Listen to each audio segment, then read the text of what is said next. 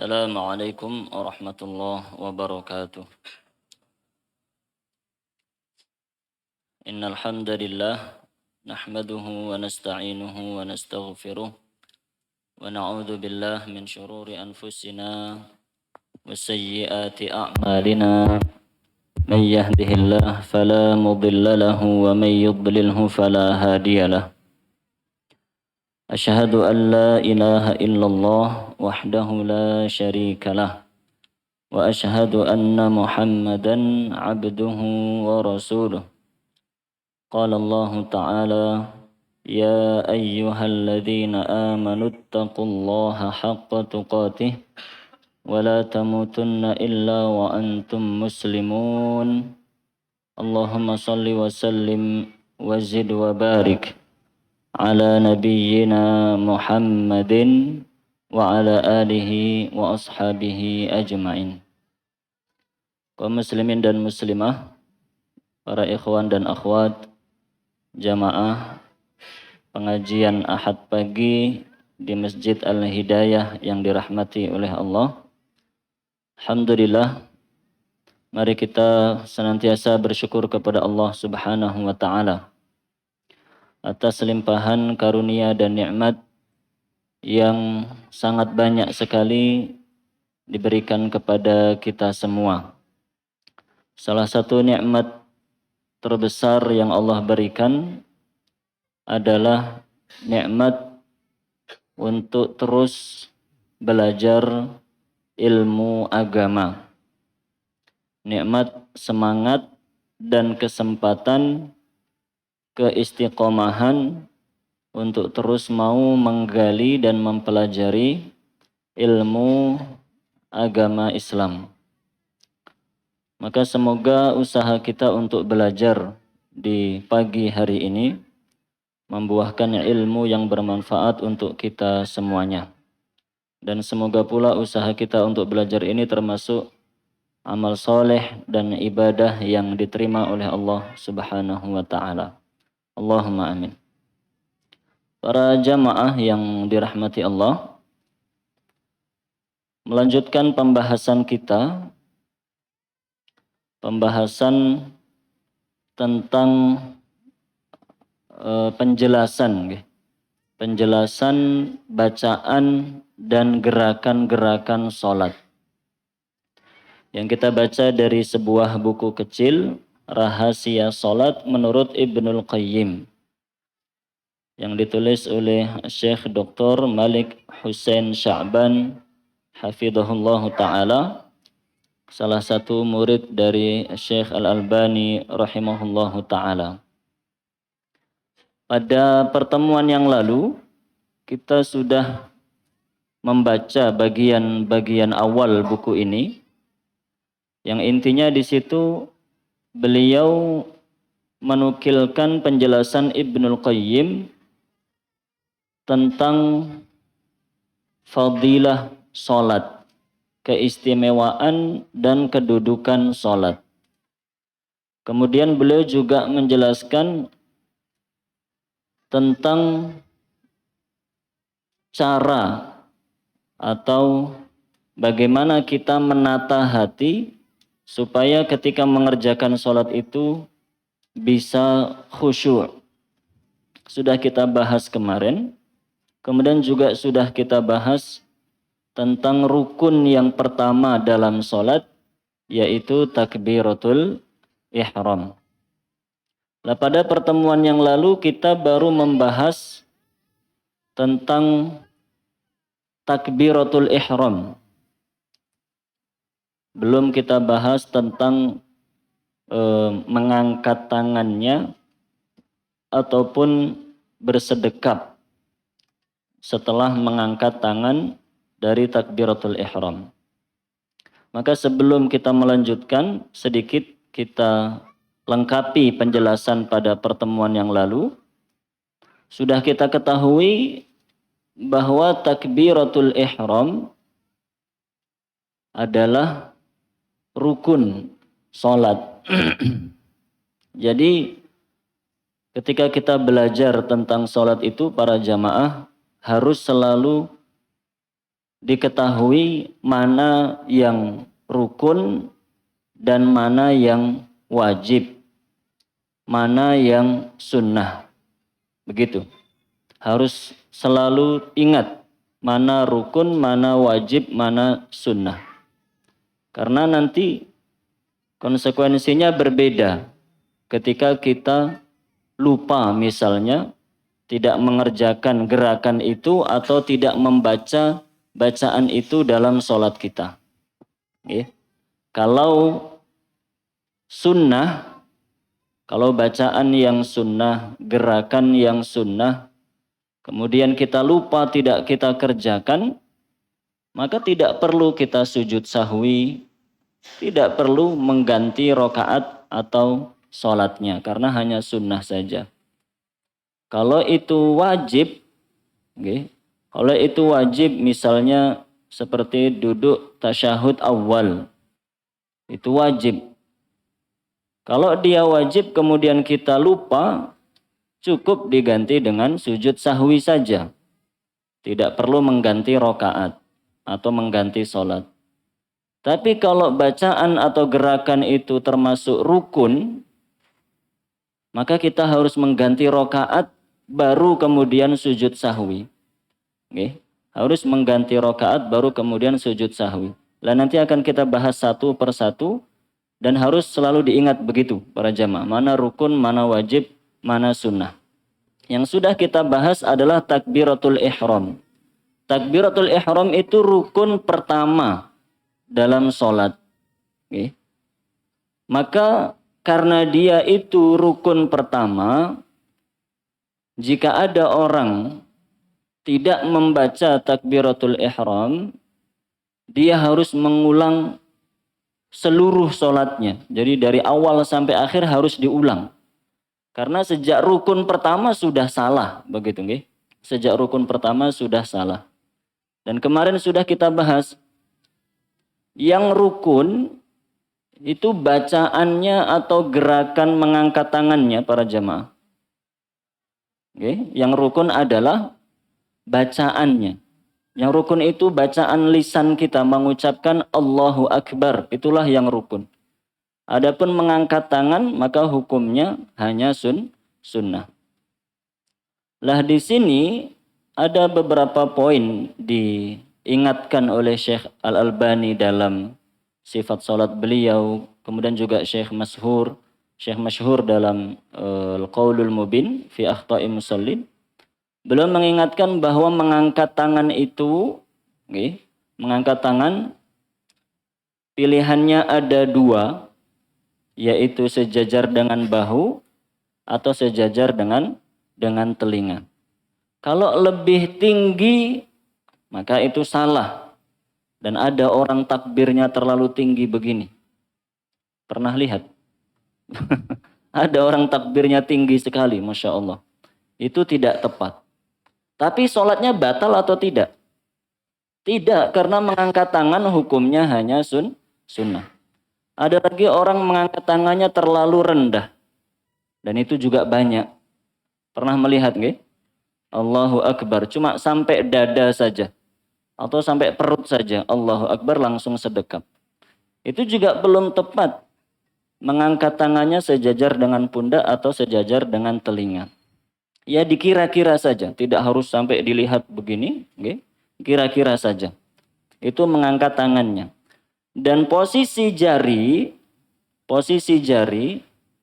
itu rapat begini, jarinya terbuka semuanya, tidak digenggam, tidak mengepal begini, dibuka begini di jarinya, tapi rapat, tidak dilonggarkan begini.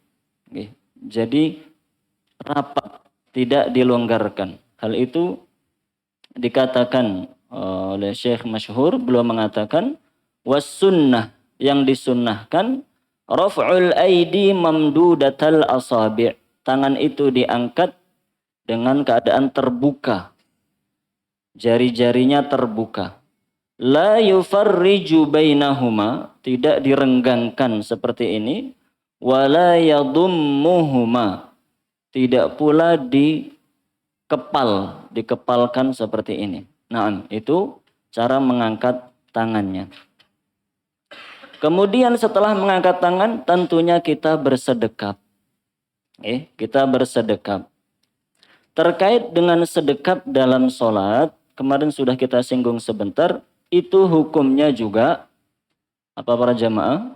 Hukumnya juga sunnah. Jadi orang sedekap dalam sholat itu hukumnya sunnah.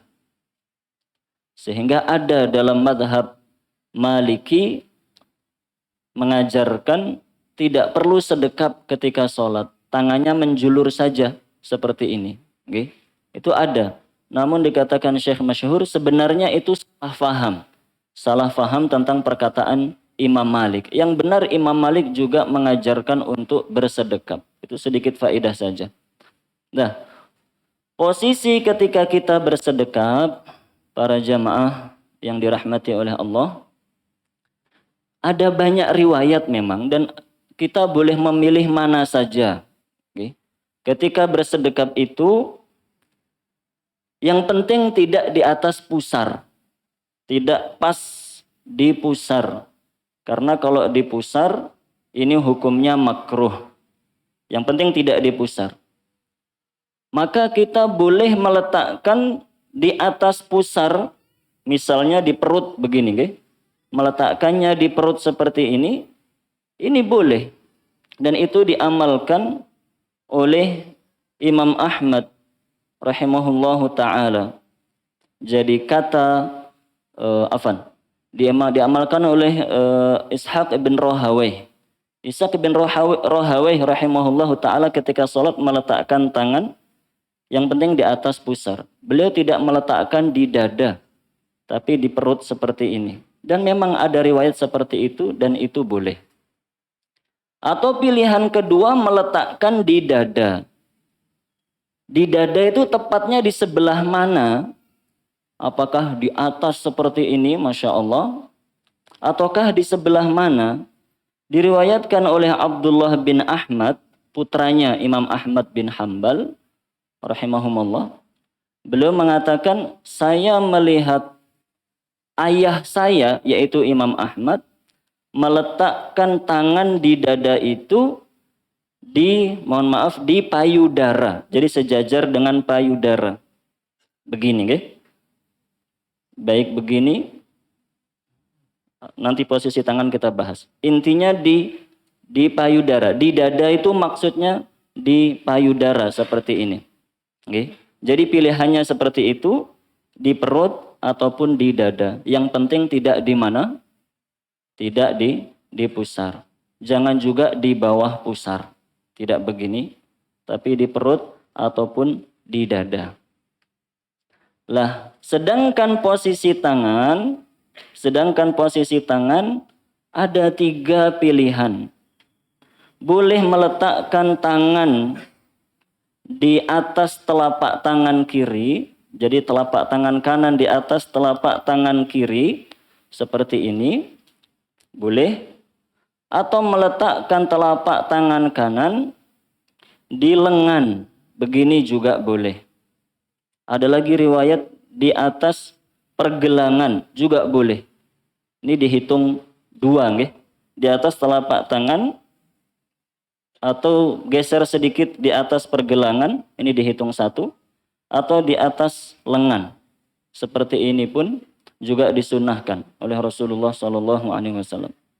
Atau pilihan yang terakhir yaitu menggenggam. Boleh menggenggam tangannya seperti ini. Boleh menggenggam lengannya seperti ini. Silahkan dipilih mana yang lebih mudah. Diganti-ganti pun juga tidak masalah. Lah yang salah, kata Syekh Masyhur rahimahullahu ta'ala, wa min akhta'i ba'dil musallin, di antara kesalahan orang yang sholat adalah al-jam'u bainal qabdi wal wad'i. Akan menjadi salah kalau setengah-setengah. Jadi setengah menggenggam, setengah ditumpuk. Yaitu ibu jari dan, ini jari apa ini? Kelingking ya. Ibu jari dan jari kelingking dikepalkan atau Ya, memegang lengan seperti ini, kemudian 3 jari yang lain dijulurkan. Yang seperti ini salah. Ini tidak ada riwayatnya. Kata Syekh Masyhur, begitu pula dijelaskan oleh Syekh Albani dalam sifat salat beliau. Ini min ba'di akhta'il musallin. Dan yang seperti ini memang disebutkan dalam buku-buku fikih madhab Hanafi. Buku-buku fikih madhab Hanafi mengajarkan seperti ini. Tadi 2 jari memegang, 3 jari dijulurkan begini. Tapi ini tidak ada dalilnya. Oleh karena itu Syekh Albani dan Syekh Masyhur mengatakan ini termasuk kesalahan. Yang benar seperti tadi, boleh ditumpuk, boleh memegang lengan atau telapak tangan. Dan posisinya hanya di dada atau di perut saja. Tidak di samping seperti ini, Masya Allah. Pernah melihat nggih? Saya dulu diajarinya begini ketika belajar TPA pas masih kecil. Kalau sholat begini, Masya Allah. Dan tidak ada keterangan seperti itu, wallahu a'lam. Bisa difahami nggih para jamaah? Lah sekarang pertanyaannya, kenapa sih disunahkan untuk sedekap? Apa makna sedekap? Apa manfaat sedekap? Yang seperti ini diterangkan oleh para ulama. Kalau kita belum pernah dengar berarti kita memang kurang piknik begitu nggih para jamaah. Kita itu kurang piknik tapi keminter, Masya Allah. Saya sudah ngaji bertahun-tahun, Masya Allah. Makanya jangan sombong. Wa ma utitum minal ilmi illa qalila. Kalian tidak diberi ilmu kecuali hanya sedikit saja, kata Allah. Contohnya ini, mungkin tidak sedikit di antara kita yang baru dengar. Oh ternyata ada penjelasannya. Ada penjelasan hikmah dan makna sedekap. Itu diterangkan oleh Ibnu Hajar dalam Fathul Bari. Rahimahullahu ta'ala. Ibnu Hajar mengatakan, wal hikmah fi hadhil hay'ah. Hikmah sedekap atau hikmah meletakkan tangan di dada ketika sholat. Yang pertama, annahu sifatus sa'ilid dzalil. Pertama, sedekap adalah posisi orang yang merendahkan diri. Jadi ketika kita menghadap kepada Allah Subhanahu wa ta'ala, tentunya kita dalam keadaan harus merendahkan diri kita kepada Allah.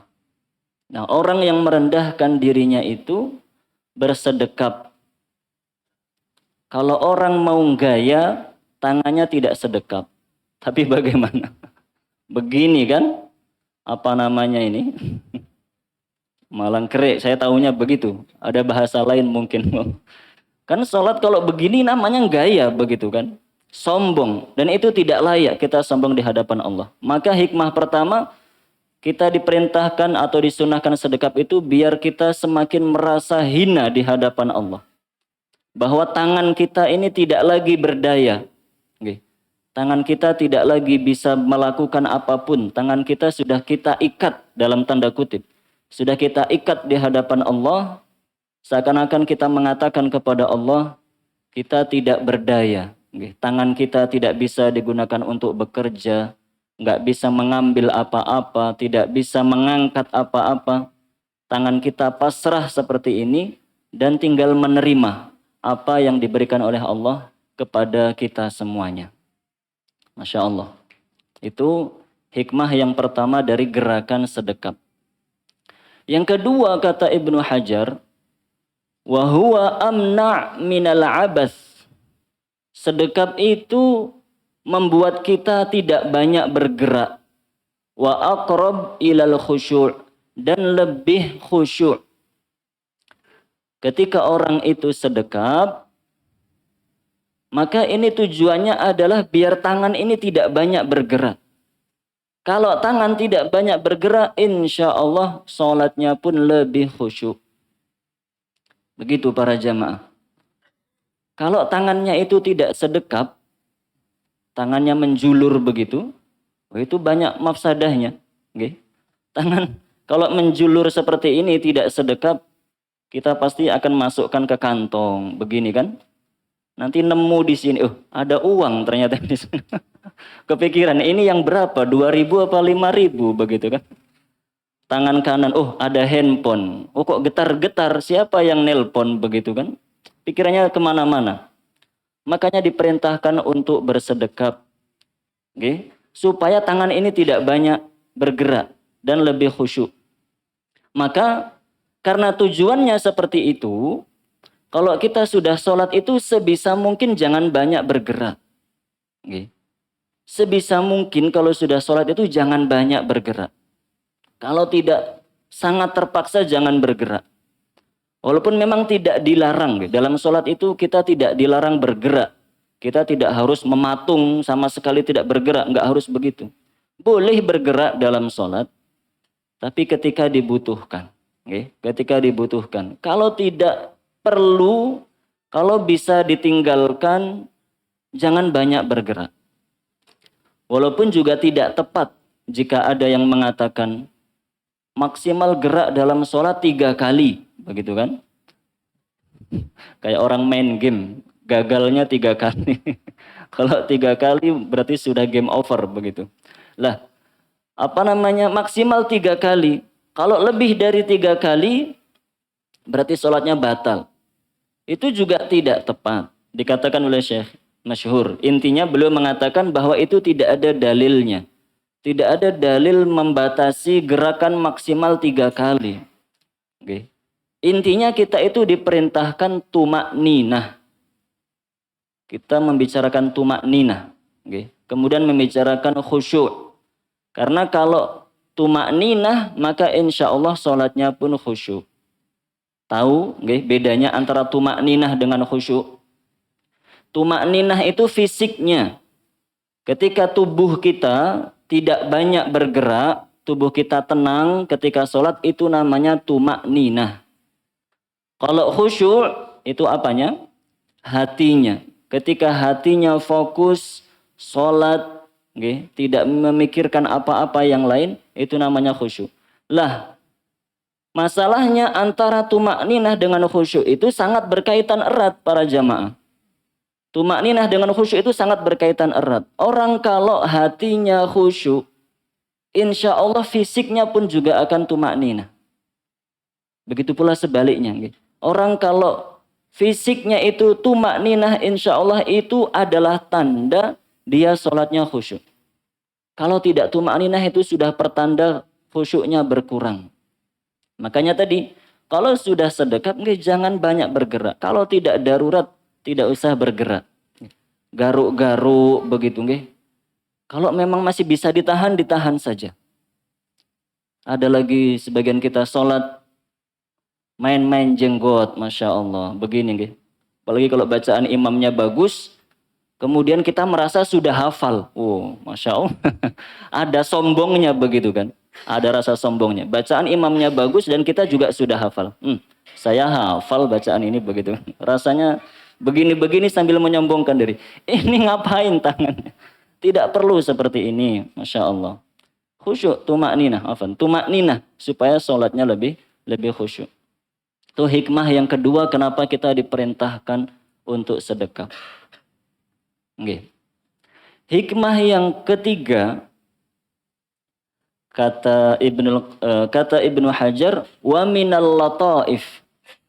Termasuk sesuatu yang unik, kata Ibnu Hajar. Kata Ibnu Hajar, faedah unik dari sedekap ketika sholat adalah yang diterangkan oleh para ulama, al-qalbu maudi'un niyah. Kita sedekap meletakkan tangan di dada karena kita menjaga hati.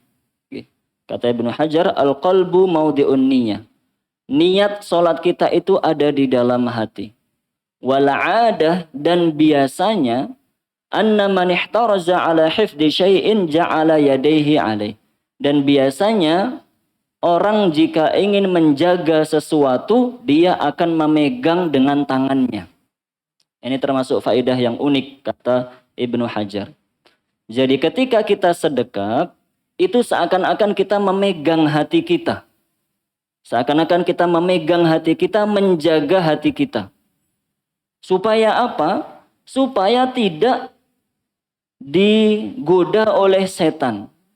Supaya hati kita itu terus fokus, khusyuk, dalam sholat kita tidak mikir kemana-mana. Kata Ibnu Hajar tadi, seperti kalau kita menjaga barang. Kita kalau menjaga barang itu kan kita pegangi, begitu kan? Masya Allah. Kita kalau sedang berada di tempat umum, merasa dompetnya ada isinya, begitu Masya Allah. Kan kita pegangi begini, Masya Allah. Walaupun itu sebenarnya malah bikin orang curiga sebenarnya. Jadi kalau bawa dompet malah kita pegangi, khawatir nanti ada yang mencopet. Kita megang begini biar nggak hilang dompetnya. Bawa handphone, kalau di kantong kita pegangi kantongnya. Bawa sesuatu yang penting, kita pegangi. Tas, ibu-ibu bawa tas, ada uangnya, ada perhiasannya, maka tas itu akan dipegang erat-erat. Dijepit begitu, Masya Allah. Dengan lengannya. Lah seperti itulah gambarannya kata Ibnu Hajar.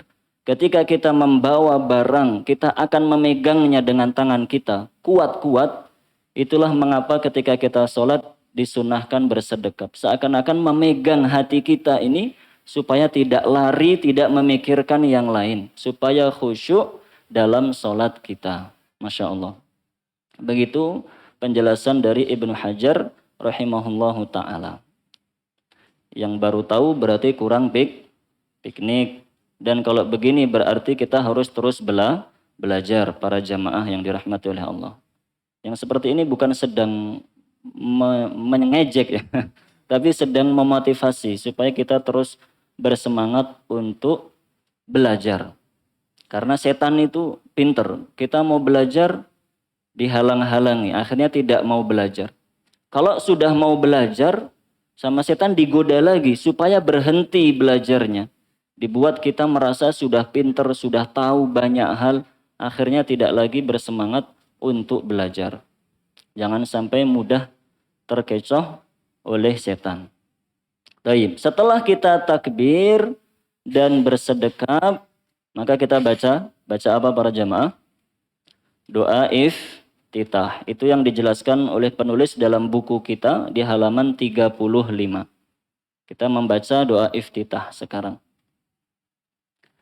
Iftitah atau istiftah sama saja. Penulis di sini mengatakan dari Aisyah radhiyallahu anha.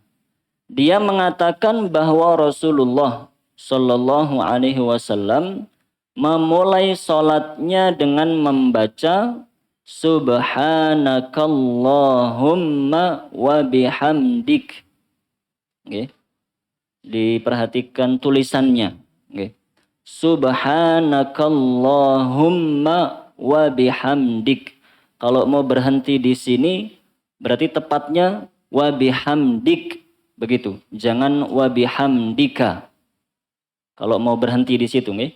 Seperti kita membaca Quran, kalau harokatnya tidak tanwin kan berarti hurufnya sukun, begitu kan? Subhanakallahumma wa bihamdik wa tabarakasmuk wa ta'ala jadduk wa la ilaha ghairuk. Ini doa iftitah yang diriwayatkan dari Aisyah.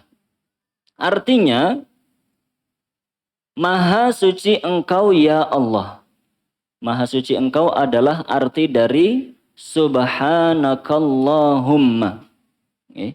Jadi arti bacaan kita Subhanakallahumma adalah Maha suci engkau ya Allah. Kemudian segala puji hanya bagimu. Itu adalah arti dari bacaan wa bihamdik. Wa bihamdik artinya segala puji hanya bagimu. Kemudian Maha suci namamu. Itu adalah arti dari wa tabarakasmuk. Wa tabarakasmuk. Maha suci namamu. Maha tinggi keagunganmu. Itu adalah arti dari wa ta'ala jadduk. Ta'ala jadduk. Maha tinggi keagunganmu. Wala ilaha ghairuk. Dan tiada ilah yang berhak diibadahi selain engkau. Itu arti doa iftitah yang riwayat ini. Kita baca dulu penjelasannya. Saat seorang hamba mengucapkan subhanakallahumma wa bihamdik, maha suci engkau ya Allah, segala puji hanya bagimu, berarti dia telah mensucikan Allah Azza wa Jal dari segala aib dan kekurangan. Dia telah memuji Rabb-nya dengan pujian yang layak baginya. Dengan mengatakan demikian, di sini yang perlu digarisbawahi, nggih. Kenapa bacaan iftitah itu isinya pujian? Yang riwayat ini kenapa isinya hanya pujian semuanya, tidak ada doa? Tadi tidak ada doa kan? Kita tidak minta ampunan, tidak minta hidayah, tidak minta rahmat. Semua bacaan itu tadi isinya adalah pujian. Kenapa kok isinya pujian? Kenapa kita memuji Allah di awal sholat kita? Penulis mengatakan, dengan mengatakan demikian, berarti dia telah keluar dari kelalaian yang menjadi dinding penghalang antara seorang hamba dengan Rabb-nya Azza wa Jal. Maksudnya begini para jamaah. Kenapa kok kita diperintahkan memuji Allah di awal sholat kita? Itu supaya kita semakin meresapi bahwa kita itu sedang berdiri beribadah di hadapan Allah yang maha tinggi, maha mulia, maha agung. Agar kita semakin meresapi, kita itu bukan sedang berdiri di depan teman kita, bukan sedang berdiri di depan pejabat di dunia. Ketika kita sholat itu sedang berdiri di hadapan Allah yang sudah kita puji tadi, maha suci, maha tinggi, maha agung. Maka kalau kita sudah memuji Allah sedemikian agungnya, seharusnya ketika sholat itu tidak lagi memikirkan yang lain. Itu hikmahnya kenapa doa iftitah isinya pujian. Kalau memang kita itu memahami bacaan iftitah bahwa Allah maha tinggi, maha agung, maha mulia, seharusnya hati kita jangan lagi memikirkan yang lain dalam sholat. Urusan pekerjaan nanti gampang. Pekerjaan itu akan mudah, akan selesai, akan berkah jika kita diberi kemudahan oleh Allah. Kita pekerjaan sesederhana apapun tidak bisa kita selesaikan dengan baik jika tidak diberi taufik oleh Allah. Maka justru dengan kita sholat itu para jamaah, justru dengan kita sholat itu kita sedang berusaha minta tolong kepada Zat yang maha kuat agar kita bisa menyelesaikan semua pekerjaan kita. Oke, baik pekerjaan yang kaitannya dengan profesi di kantor kita, pekerjaan di rumah, pekerjaan yang lain-lainnya. Jadi itu makna yang diinginkan oleh Allah Subhanahu wa taala dan itu yang harus kita usahakan. Yang seperti ini jangan hanya jangan hanya didengar kemudian oh begitu Ustaz ya. Oh ya, siap Ustaz. Habis itu lupa. Tidak, yang seperti ini jangan diingat di otak, mohon maaf. Jangan hanya diingat di kepala. Yang seperti ini dimasukkan ke hati. Ilmu itu ada di hati. Kalau baru di kepala ini berarti baru dicerna, baru berusaha kita fahami. Sekarang juga langsung masukkan ke hati. Oh ternyata bacaan iftitah itu maksudnya supaya saya tidak lagi memikirkan, mementingkan selain Allah Subhanahu wa ta'ala. Kalau sudah sholat fokus, fikirkan hanya beribadah kepada Allah Subhanahu wa ta'ala. Oke. Halaman selanjutnya. Salam penghormatan dan juga pujian dia haturkan kepada Rabb-nya. Itulah ucapan penghormatan yang disampaikan seorang hamba ketika hendak menghadap dan berbicara kepada sang raja. Tujuannya adalah untuk mengagungkan serta memuliakannya dan sebagai pengantar permohonan hajatnya. Maksudnya beliau ingin mendekatkan makna ini dengan contoh yang lebih real begitu. Kita dalam kehidupan sehari-hari, para jamaah yang dirahmati oleh Allah, kita dalam kehidupan sehari-hari ketika ada keperluan dengan orang, kan sebelum kita menyampaikan keperluan kita basa-basi dulu, begitu kan? Begitu baik urusan yang sepele, apalagi urusan yang penting. Kita basa-basi dulu, kita puji-puji dulu. Apalagi kalau mau pinjam duit, begitu kan, Masya Allah. Kan basa-basinya panjang. Pertama saya ke sini mau silaturahim, Masya Allah. Saya ke sini mau memastikan jenengan sekeluarga sehat. Terus panjang lebar baru. Dan intinya begitu. Itu kalau mau pinjam uang. Begitu pula dalam momentum yang lain para jamaah. Misalnya dalam sambutan-sambutan itu. Baik di walimah, baik di acara-acara. Ketika ada yang menyampaikan sambutan selalu saja. Yang saya hormati, Bapak A, Bapak B. Yang saya sayangi, Ananda, Ananda, seterusnya. Baru disampaikan hajatnya. Lah itulah yang kita lakukan dalam sholat kita. Sebelum kita minta yang banyak, karena nanti kalau kita sudah pelajari kita akan tahu ternyata bacaan sholat itu semuanya kita minta kepada Allah.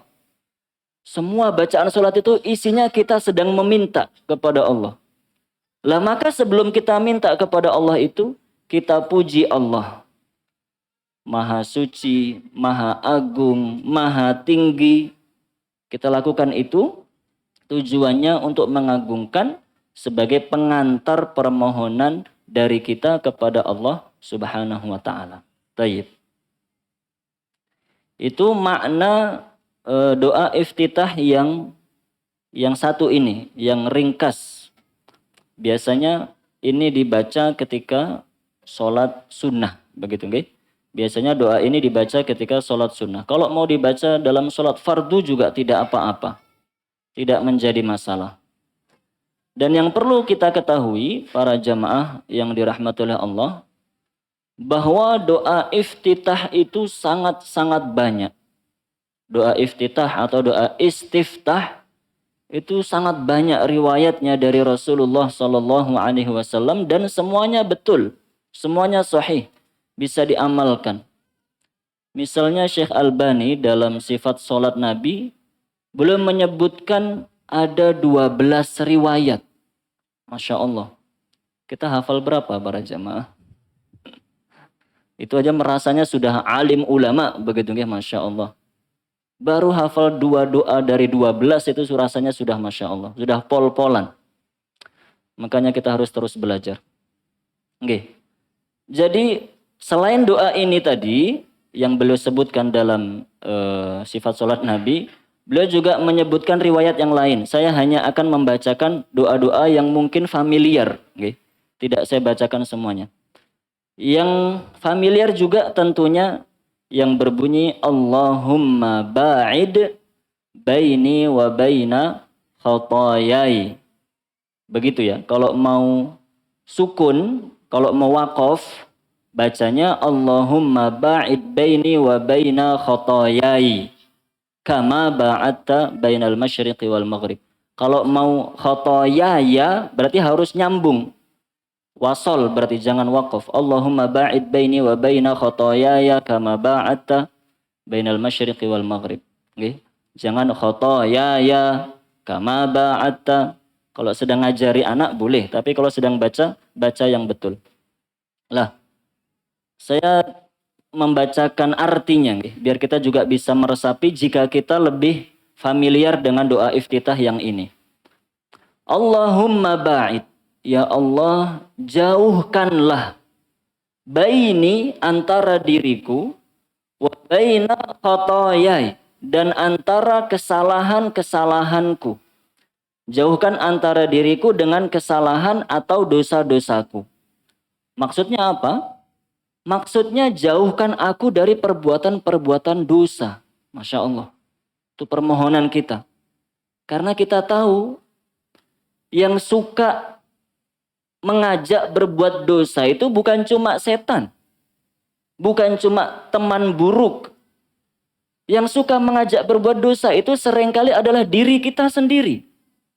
Inna la'ammaratun bisu. Sesungguhnya nafsu, hawa nafsu benar-benar memerintahkan kepada perbuatan yang buruk. Jadi kita seringkali menyalahkan, wah saya berdosa karena digoda setan, karena begini. Padahal juga tidak selalu begitu. Seringkali perbuatan dosa itu dilakukan karena kita sendiri yang pengen. Dan setan tinggal duduk saja melihat begitu, Masya Allah. Oh ini orang kemarin sudah digoda, coba sekarang nggak digoda. Maksiat sendiri. Makanya kita di sini berdoa kepada Allah, jauhkan aku dengan dosa-dosaku. Maksudnya dengan perbuatan-perbuatan dosa. Kama ba'atta, sebagaimana engkau telah menjauhkan bainal masyriqi wal maghrib, antara barat dan timur. Masya Allah. Jauhkan aku dari perbuatan dosa seperti jauhnya barat dan timur. Jamaah ada yang tahu di mana ujungnya barat? Tidak tahu kan? Ada yang tahu di mana ujungnya timur? Tidak ada yang tahu. Lah kita minta seperti itu. Jauhkan diriku dari perbuatan dosa sejauh-jauhnya.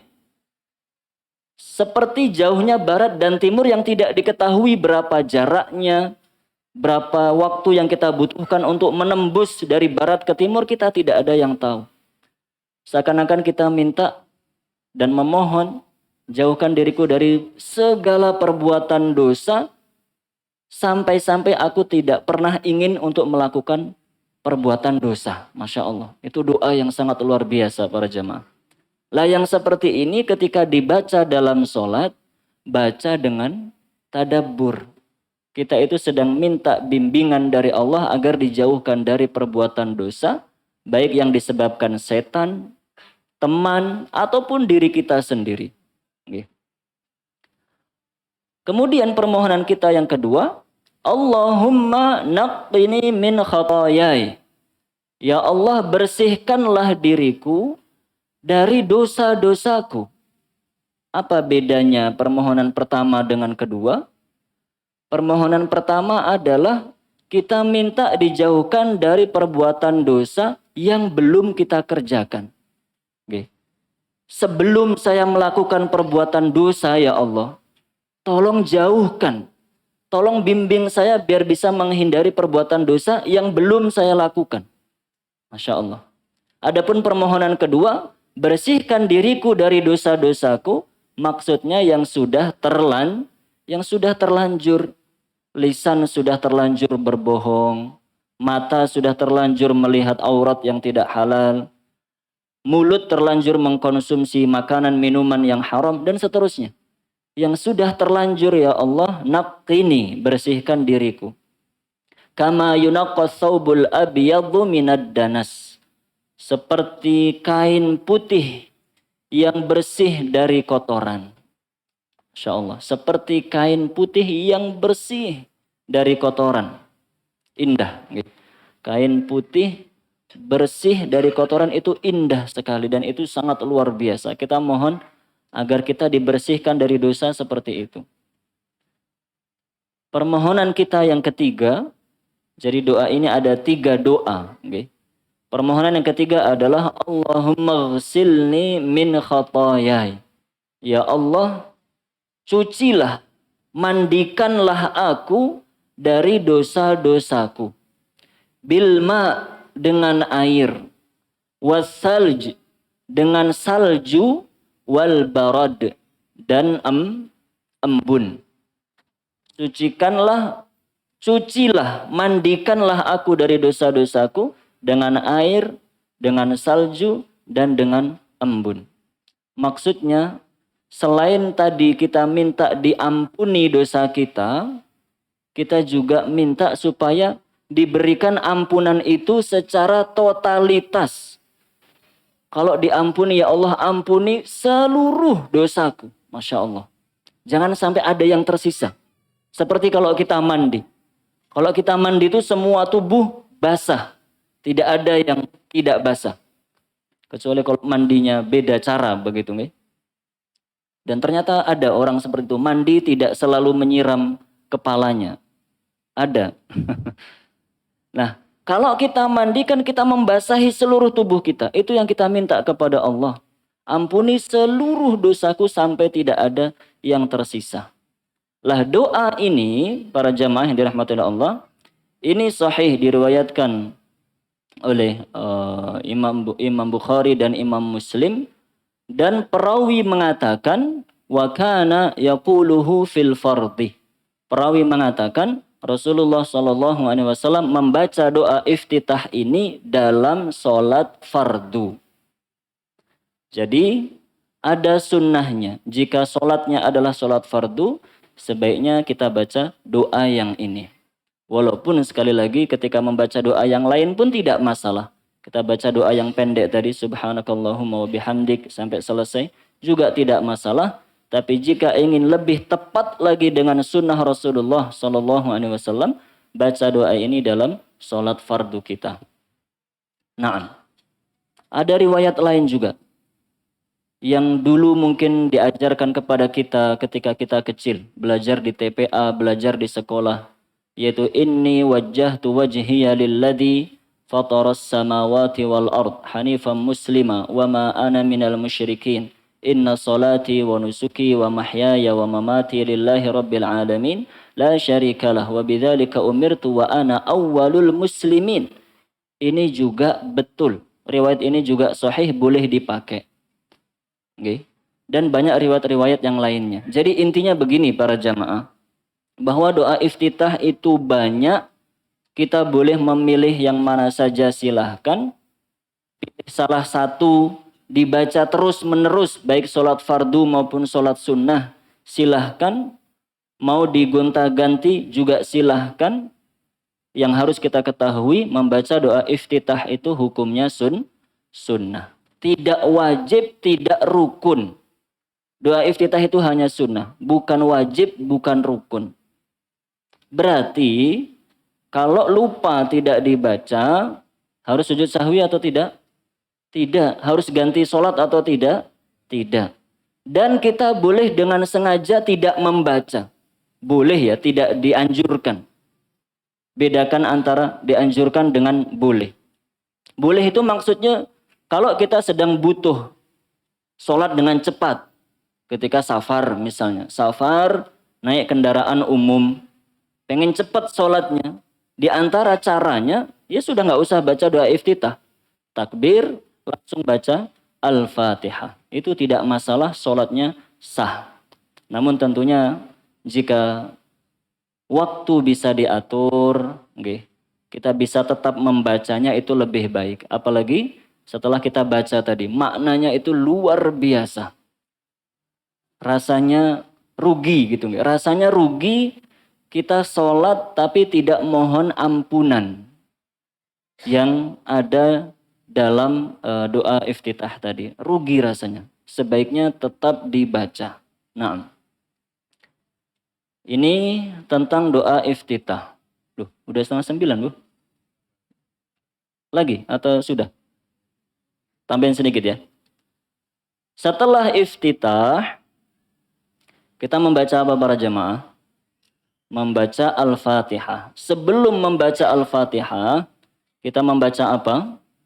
Ta'awudz. Ta'awudz begitu nggih. Kita membaca ta'awudz atau isti'adzah. A'udzu billahi minasyaitonir rajim. Nggih. Dan yang benar disebutkan oleh Syekh Masyhur hafizahullah ta'ala, bahwa membaca isti'adzah atau ta'awudz itu di setiap rokaat. Jadi rokaat pertama ketika akan baca Al-Fatihah, ta'awudz dulu. A'udzu billahi minasyaitonir rajim. Rokaat kedua mau baca Al-Fatihah, ta'awudz lagi. A'udzu billahi minasyaitonir rajim. Ketiga, keempat pun demikian. Syekh Masyhur mengatakan, wadhahir, dan yang lebih kuat, masyru'iyatul isti'adzah fi kulli raka'ah. Disyariatkan membaca isti'adzah dalam setiap rakaat. Apa dalilnya? Li'umumi qawlihi ta'ala. Dalilnya adalah ayat yang bermakna umum, yaitu firman Allah surat An-Nahl ayat 98. Surat An-Nahl ayat 98. Allah berfirman, "Fa'idza qara'tal Qur'an," jika engkau hendak membaca Al-Qur'an, "fasta'idz billahi minasyaitonir rajim." Maka mohonlah perlindungan kepada Allah dari setan yang terkutuk. An-Nahl 98. Kata Syekh Masyhur, ayat ini umum. Allah mengatakan jika engkau hendak membaca Al-Quran. Dan Al-Fatihah itu termasuk surat Al-Quran. Dan tidak ada keterangan lain selain perintah ini, okay? Tidak ada keterangan lain yang mengatakan isti'adah hanya di rakaat pertama saja. Karena tidak ada keterangan seperti itu, maka kita menggunakan hukum yang umum, yaitu membaca isti'adah di setiap rakaatnya. Wa huwal asah fi madhhab Syafi'iyah. Inilah pendapat yang paling kuat dalam madhab Syafi'iyah, wa rajjahahu Ibnu Hazm, dan dirajihkan oleh Ibnu Hazm. Naam. Jadi membaca ta'awud. A'udzu billah. Apa artinya para jamaah? Insyaallah sudah tahu. A'udzu billah. Aku berlindung kepada Allah. Minasyaitonir rajim. Dari setan yang terkutuk. Aku berlindung kepada Allah dari godaan setan yang terkutuk.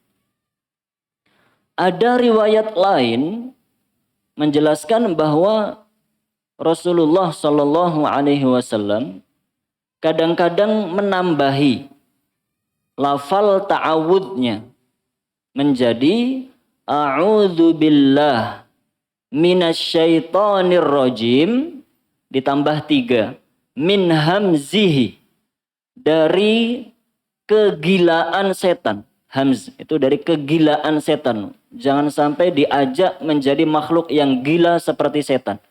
Setan itu kan gila karena tidak mau taat kepada Allah. Mana yang lebih gila dari makhluk seperti itu? Disuruh taat tapi tidak mau, padahal mengetahui semua nikmatnya adalah pemberian dari Allah. Min hamzihi wa nafkhihi. Nafkhihi maksudnya di sini adalah kesombongannya. Berlindung dari kegilaan setan, kesombongan setan, wa nafsihi, dan dari bisikan-bisikan setan. Boleh ditambahi seperti itu. Ada yang sudah mengamalkan, Masya Allah. Min hamzihi, wa nafkhihi, wa nafsihi. Ada yang baru tahu, Masya Allah. Ya biasa. Namanya belajar seperti itu. Atau kadang-kadang belum menambahi lagi. A'udzu billahis samii'il alim minasyaitonir rajim min hamzihi wa nafkhihi wa nafsihi. Masya Allah. Boleh silahkan dipilih yang mana. Kalau jadi imam cari yang gampang saja. Okay? Nanti malah nggak ingat-ingat, jamaahnya kelamaan nunggu di belakang. Ini imam kenapa lama sekali nggak baca Fatihah begitu kan? Kalau jadi imam cari yang gampang. A'udzubillahi minasyaitonirrajim. Selesai. Kalau sholat sendiri silahkan. Sholat sendiri langsung diamalkan. Okay. A'udzubillahi minasyaitonirrajim min hamzihi wa nafkhihi wa nafsihi, silahkan. Nah, lah itu keterangan tentang ta'awudz yang dibaca oleh Rasulullah Sallallahu Alaihi Wasallam. Sedikit lagi, nih. Sekarang kita baca di buku kita halaman 37. Ini penulis ingin menjelaskan kenapa kita kok membaca ta'awudz dalam sholat kita. Sebelum baca Fatihah, kenapa kita disunnahkan, diperintahkan membaca isti'adzah atau ta'awudz? Penulis mengatakan keadaan hamba ketika memohon perlindungan kepada Allah. Maksudnya ketika membaca isti'adzah. Sebelum membaca Al-Quran, surat Al-Fatihah, dan surat yang lainnya di dalam sholat, seorang hamba terlebih dahulu membaca isti'adzah, permohonan perlindungan kepada Allah. Ini tadi sudah kita bahas. Sekarang penjelasan tentang alasannya. Kenapa baca isti'adzah? Jawabannya, karena kondisinya ketika itu adalah kondisi yang paling layak bagi syaitan untuk menggodanya. Mengingat kedudukan hamba tatkala itu merupakan kedudukan paling mulia dan paling memberi manfaat baginya di dunia dan di akhirat. Maksudnya begini para jamaah. Kenapa kita diperintahkan membaca isti'adzah? Karena ketika kita sholat, setan semakin gigih untuk mengganggu kita. Ketika kita sholat itu, setan akan semakin berusaha maksimal untuk mengganggu kita. Karena setan tahu, kalau kita sholatnya bagus, maka kita akan menjadi orang beruntung di dunia dan di akhirat. Qad aflahal mu'minun. Sungguh telah beruntung orang-orang beriman. Alladzina hum fi salatihim khashi'un. Yaitu orang-orang yang khusyuk di dalam sholatnya. Setan itu tahu. Ayat itu setan tahu. Masya Allah. Setan itu jangan dikira tidak tahu apa-apa. Dia tahu ayat itu. Oke. Tapi memang tidak mau taat kepada Allah. Dia tahu kalau manusia itu khusyuk sholatnya, bagus sholatnya, dia akan menjadi orang-orang yang beruntung, sukses, bahagia dunia akhirat. Lah setan tidak akan rela. Enggak rela kalau setan masuk neraka sendiri, kan begitu. Enggak mau. Makanya dia cari teman. Ketika ada orang sholat, dia pun akan mengganggu orang yang sholat, dibisiki. Masya Allah. Makanya banyak orang ingat barang hilang ketika sholat, kan begitu. Itu jasanya setan. Dalam tanda kutip, jasanya setan. Dan jangan diikuti yang seperti itu. Baik. Makanya banyak orang ketemu solusi dari sebuah masalah ketika sholat. Jasanya setan juga. Diingatkan, masalahnya kan begini, jadi harusnya begini solusinya. Oh iya. Begini. Jadi itulah alasannya. Kenapa kita membaca isti'adzah? Karena kalau kita sudah sholat para jamaah, setan itu akan lebih gigih menggoda kita. Apa saja dia lakukan. Yang penting sholat kita rusak. Sholat kita itu tidak berkualitas di hadapan Allah subhanahu wa ta'ala. Maka dari itulah kita beristi'adzah, tapi jangan hanya dibaca. Ditadaburi, a'udzubillahi minasyaitonir rajim. Hayati makna ta'awudz kita, dan selain menghayati kita harus ada usaha betul-betul melawan godaan setan. Kan banyak orang mengeluh, Ustadz saya itu susah untuk khusyuk dalam sholat. Dia mengeluh tapi tidak ada usaha untuk melawan godaan setan. Lah ustadznya terus bisa apa kalau Ustadz kan hanya menyampaikan saja kalau sholat mentadaburi bacaan biar khusyuk. Tapi beliau yang bersangkutan tidak ada usaha untuk mentadaburi. Ketika dibisiki oleh setan tidak berusaha untuk menepis. Ya pasti akan sulit untuk khusyuk. Okay? Maka dari itu kita ta'awud kepada Allah agar dijauhkan dari godaan-godaan setan. Setan itu para jamaah. Nanti di paragraf ketiga dari halaman ini. Okay. Paragraf ketiga halaman ini penulis menjelaskan intinya setan itu berusaha merusak segala hal dalam sholat. Pertama, setan itu berusaha mengacaukan gerakan sholat. Nanti dibaca sendiri paragraf ketiga dan paragraf selanjutnya di halaman setelahnya. Ada 3 usaha setan dan semuanya akan dilakukan. Pertama, berusaha mengacaukan gerakan sholat kita. Makanya ada orang lupa. Harusnya 4 rakaat jadi 3 rakaat. Harusnya 2 rakaat jadi 3 rakaat. Dikacaukan gerakan sholatnya oleh setan. Itu memang tujuan setan. Kalau itu tidak berhasil, kalau gerakan sholatnya tidak berhasil dia rusak, dia akan mencoba cara yang kedua, yaitu merusak kekhusyuan. kekhusyuan sholatnya. Memang sholatnya betul 4 rakaat, 2 rakaat sudah pas. Tapi tidak ada khusyuknya sama sekali. Atau sangat minim khusyuknya. Itu usaha setan yang kedua. Dia tidak akan berhenti mencari cara, entah yang pertama ataupun yang kedua. Atau cara yang ketiga. Di halaman selanjutnya nanti dibaca sendiri. Kalau tidak bisa merusak gerakan sholat, tidak bisa merusak kekhusyuan sholat, setan akan berusaha merusak tadabbur. Sehingga kita tidak bisa menghayati, meresapi makna bacaan-bacaan sholat kita.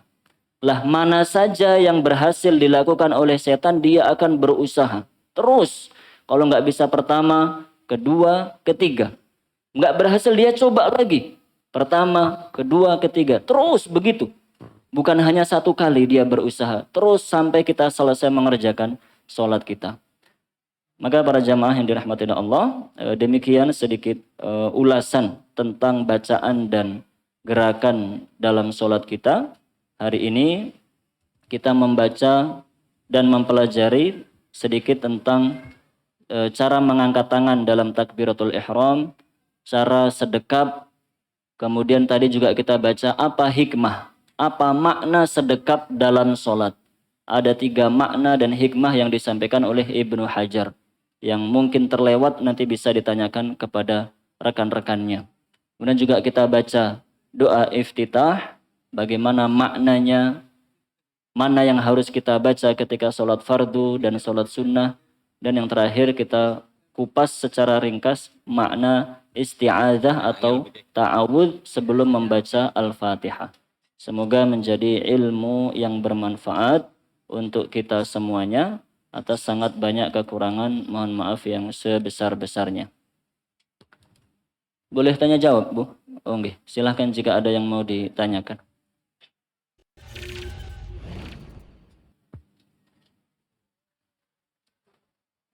Nggak ada yang nanya, mau hadir walimahannya Mas Kaisang kayak emangnya diundang? Monggo, monggo. Bismillahirrahmanirrahim. Assalamualaikum warahmatullahi wabarakatuh. Salam. Alhamdulillah luar biasa untuk kajiannya.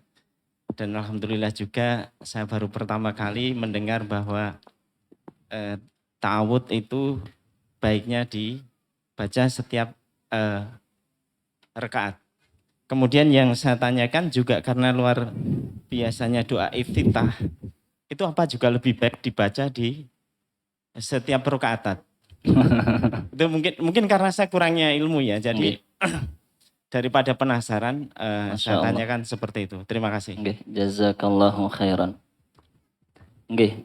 Memang semua bacaan dalam sholat kita itu bacaan yang luar biasa. Saya akan terus mengatakan begitu.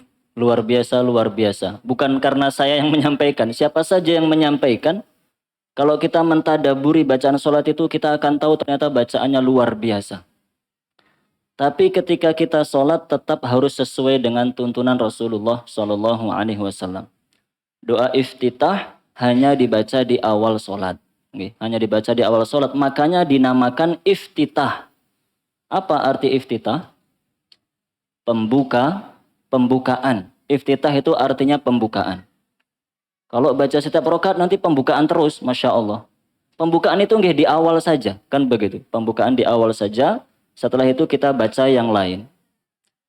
Kalau kita merasa bacaan doa iftitah begitu luar biasa, nanti kita akan mempelajari insya Allah bacaan-bacaan sholat yang lain yang ternyata jauh luar biasa, jauh lebih luar biasa daripada doa iftitah.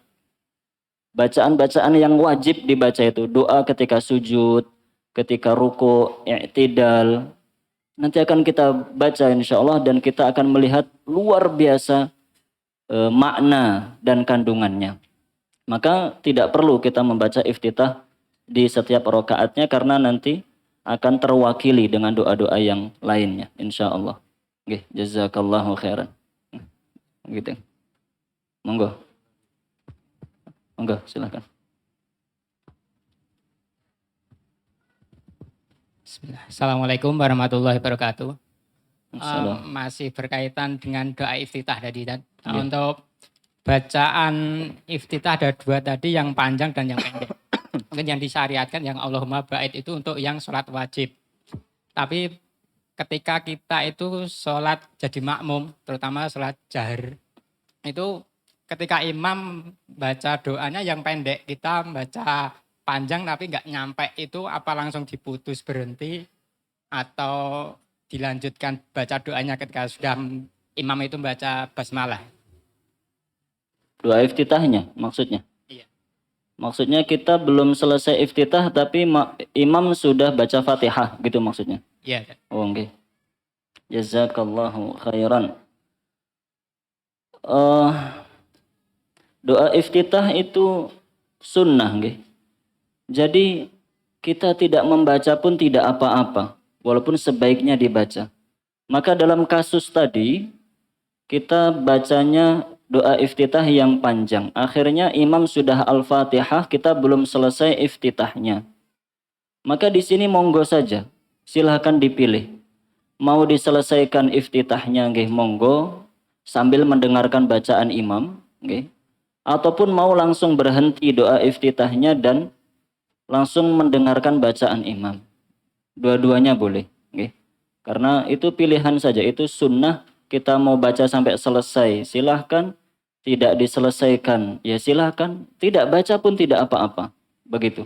Wallahu alam. Nanti tinggal dipilih mana yang lebih bisa membuat kita khusyuk. Begitu. Wallahu alam.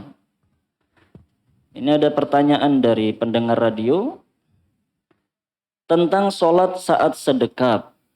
Saudara-saudara kita ada yang memegang jantung atau hati ke kiri atau ke kanan. Seperti tadi kita contohkan, ya. Memegang kiri ataupun di kanan. Mohon pencerahannya. Ini sudah cerah, alhamdulillah, tidak mendung, tidak hujan. Nggih. Seperti kita sampaikan tadi, wallahu a'lam, nggih. Tidak ada riwayat yang memerintahkan seperti itu. Tentunya dengan keterbatasan ilmu saya tentunya. Yang saya baca baik dalam buku fikih yang besar maupun buku-buku fikih yang kecil seperti Sifat Salat Nabi yang ditulis Syekh Albani. Wallahu alam, saya belum pernah menemukan dalil yang memerintahkan seperti itu. Okay. Dalil yang memerintahkan kita untuk memegang jantung kita, begitu, belum ditemukan. Jika ada, okay, jika ada dan ternyata sahih ataupun hasan dan bisa diamalkan, monggo silahkan diamalkan. Tapi yang saya ketahui belum pernah saya membaca dalil tentang itu. Nanti silahkan dicari atau ditanyakan kepada yang lainnya. Naam. Wallahu a'lam bishawab. Oh, monggo. Mana dulu? Jenengan atau?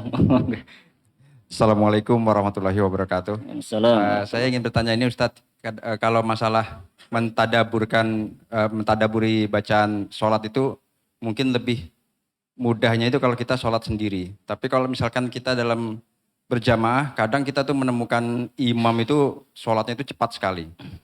Bahkan saya ingin bertanya itu kalau kita dalam keadaan safar, kemudian kita menemukan imam itu seperti tidak ada tumak ninahnya gitu Ustaz. Boleh nggak kita meninggalkan jemaah seperti itu Ustaz? Oh, Masya Allah. Terima kasih Ustaz. Jazakallahu khairan. Oke. Yang pertama, bahwa dalam sholat kita harus tumak ninah. Pertama itu, tumak ninah itu termasuk rukun atau wajib, ya. Tumak ninah itu termasuk rukun sholat. Harus tumak ninah. Kalau tidak tumak ninah, sholatnya tidak sah. Yang kedua, harus kita fahami makna tumak ninah. Harus kita fahami makna tumak ninah yang benar. Tumak ninah itu artinya adalah tubuh kita tenang dengan durasi yang cukup untuk melaksanakan atau membaca bacaan yang wajib. Saya ulangi, nggih. Orang itu harus tumak ninah dengan durasi yang cukup untuk melakukan gerakan yang benar dan membaca bacaan yang wajib. Kalau sudah terlaksana itu, maka sudah dinilai sebagai orang yang tumakninah. Contohnya, orang ruku. Tidak sedikit kaum muslimin mengira ketika ruku dia harus membaca subhana rabbiyal azim sebanyak 3 kali. Makanya kalau ada orang ruku cepat, ini kayaknya nggak cukup baca subhana rabbiyal azim 3 kali. Durasinya nggak cukup, berarti dia nggak tumakninah. Lah ini kesalahan memahami makna tumakninah. Tumakninah itu yang penting kita sudah melakukan gerakan yang benar, sampai tenang, sempurna, dan cukup untuk membaca bacaan yang wajib. Ketika ruku bacaan subhana rabbiyal azim itu yang wajib hanya 1 kali. Hanya 1 kali. Maka kalau ada orang rukuknya cepat, selama itu sudah sempurna, rukuknya sempurna. Punggungnya sudah rata begitu, tangannya sudah berada di lutut dengan sempurna. Kemudian sudah membaca subhana rabbiyal azim 1 kali, berarti sudah tumakninah. Karena 3 kali, 5 kali itu hukumnya sunnah. Maka begini maksud saya, melihat imam tadi, kita harus tepat dalam memberi penilaian. Apakah dia benar-benar tidak tumakninah? Kalau memang benar-benar tidak tumakninah, ya kita jangan menjadi makmum di situ. Memang tidak tumakninah Ustaz. Sholat itu gerak terus, tangannya, kakinya, kepalanya noleh sana sini, rukuk juga begitu, sujud juga begitu. Jika memang betul-betul tidak tumakninah, jangan menjadi makmumnya. Dikhawatirkan sholat beliau tidak sah, sholat kita pun tidak sah. Tapi kalau masih dalam kadar tumakninah, walaupun hanya minimal itu tadi, maka tetap kita boleh menjadi makmum di situ. Maka tinggal dilihat kasusnya. Jika memang nanti Bapak melihat betul-betul tidak ada tumakninahnya, jangan bermakmum di belakangnya. Tapi kalau sudah cukup untuk memenuhi kadar minimal tumakninah, maka tetap sah menjadi makmum di situ. Jazakallahu khairan. Mungkin satu lagi terakhir. Assalamualaikum Ustadz. Assalamualaikum. Mau menanyakan soal hukum membaca takbiratul ihram kemarin kan wajib. Itu berlaku untuk sholat sendiri apa sholat Jumat juga berlaku? Terus hukum untuk setiap kita berganti gerakan kan membaca takbiratul ihram juga. Itu wajib apa juga wajib juga? Terima kasih Ustadz. Assalamualaikum. Jazakallahu khairan. Jadi begini para jamaah. Takbiratul ihram itu hanya takbir yang pertama. Takbir di awal sholat itu namanya takbiratul ihram. Itu hukumnya rukun, bukan hanya wajib. Rukun itu paling tinggi, rukun.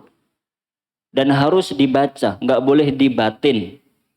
Nggak boleh dibatin, harus diucapkan dengan lisan kita, Allahu Akbar. Allahu Akbar, kemarin sudah kita jelaskan, jangan Allah tapi Allah, Allahu Akbar. Itu hukumnya rukun. Baik imam maupun makmum semuanya harus takbiratul ihram. Adapun takbir yang lain, takbir ketika akan ruku, takbir ketika akan sujud, ketika akan duduk, itu namanya takbir intiqal, bukan dinamakan takbiratul ihram. Dan hukumnya pun berbeda. Takbir intiqal itu hukumnya adalah wajib, bukan rukun. Sekali lagi saya tekankan seperti di awal, bedakan mana rukun mana wajib. Takbir intiqal itu hukumnya wajib, bukan rukun. Jadi kalau ada orang sholat lupa tidak baca takbir intiqal, cukup nanti diganti dengan sujud sahwi saja. Begitu Jadi takbiratul ihram di awal sholat itu rukun. Kalau enggak baca sholatnya tidak sah, harus ganti sholat dari awal. Adapun takbir intiqal hukumnya wajib. Mau sujud lupa tidak takbir, berarti yang wajib hilang, cukup diganti dengan sujud sahwi saja. Wallahu a'lam bishawab. Tadi pertanyaannya begitu Atau ada yang belum saya jawab? banyak makmum kadang nggak membaca Ustaz. Oh, nggih. Ketika kita sholat berjamaah tetap harus membaca takbir. Nggih. Tapi tentunya yang penting terucap dengan lisan begitu. Yang penting lisan kita bergerak membaca takbirnya. Allahu Akbar, Allahu Akbar, Allahu Akbar. Begitu. Tidak harus sampai terdengar oleh banyak orang. Begitu. Yang penting lisan kita membaca. Nggih, demikian jazakumullahu khairan atas kesempatan yang telah dikorbankan untuk belajar bersama di masjid ini. Waktu yang dikorbankan untuk kita belajar di tempat ini semoga diganti oleh Allah dengan karunia dan nikmat yang lebih besar lagi. Semoga menjadi ilmu yang bermanfaat. Atas sangat banyak kekurangan mohon maaf yang sebesar-besarnya. Saya akhiri dengan doa kafaratul majlis. Subhanakallahumma wa bihamdik asyhadu an la ilaha illa anta astaghfiruka wa atubu ilaik. Sallallahu ala nabiyyina Muhammad wa ala alihi wa sahbihi ajma'in. Assalamualaikum warahmatullahi wabarakatuh.